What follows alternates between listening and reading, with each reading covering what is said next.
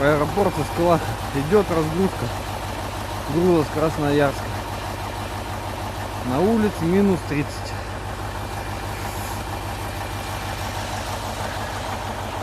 Добрались почти без потерь. Прицеп наш стоит. Ждем указаний, куда будем мы разгружать снегоходы. Валерий Иванович, дальнобойщик со стажем. Валерий Иванович, передайте привет. Все, мы добрались до места, все нормально. Плюс 100 сохранности, клиенты довольные.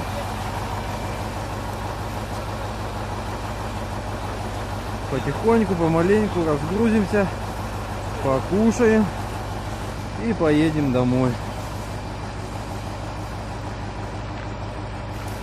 Вот. Все, Юрий, что-то